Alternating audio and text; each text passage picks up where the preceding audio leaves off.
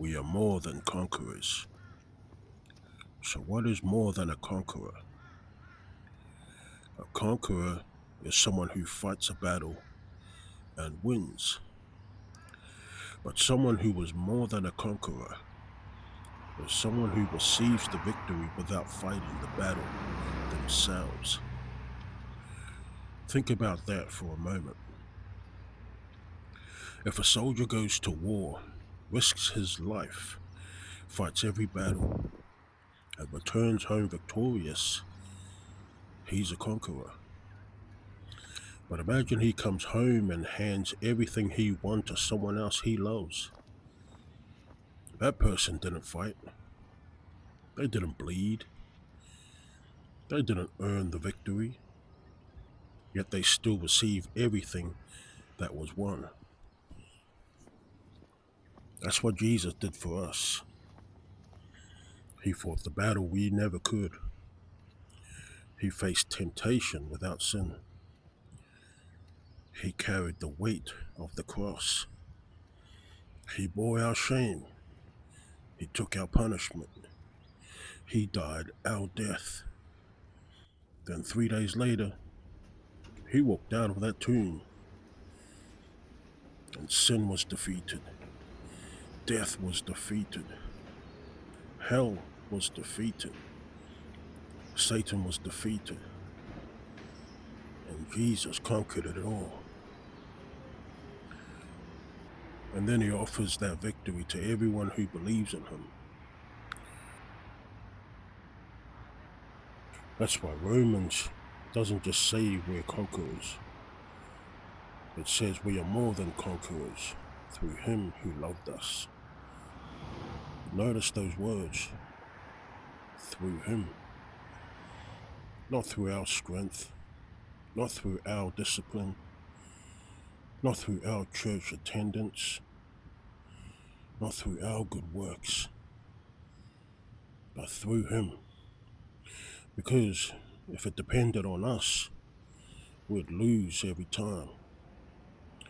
We've all fallen short. We've all sinned. We've all made mistakes we'd rather forget, right? Yet Jesus stepped into our place. He became what we were so we could become children of God. So many people wake up every day trying to earn God's love, trying to prove they're good enough, trying to outrun their past, trying to silence the guilt in their mind. But the gospel isn't about earning.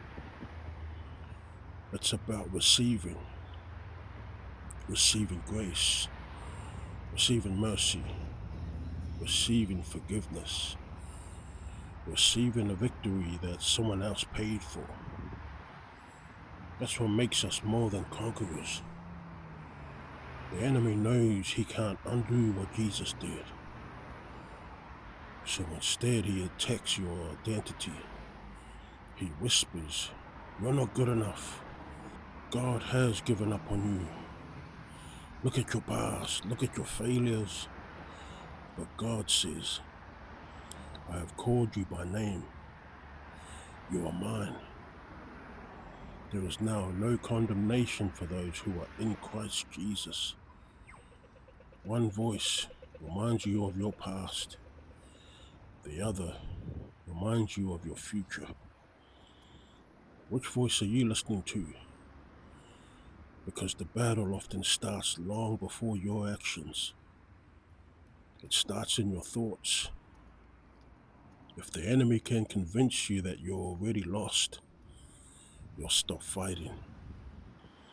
But when you understand who Christ is and who you are in Christ, everything changes. So stop fighting for victory. You start living from victory. Because victory isn't determined by what happens around you. It's determined by what happened at the cross. And what happened at the empty tomb. Jesus already declared the outcome. So don't let fear tell your story. Don't let shame tell your story. Don't even let the world tell your story. Let Jesus tell you who you are. You are loved. You are forgiven. You are redeemed. You are free. And because of Christ, you are more than a conqueror. What is more than a conqueror? A champion.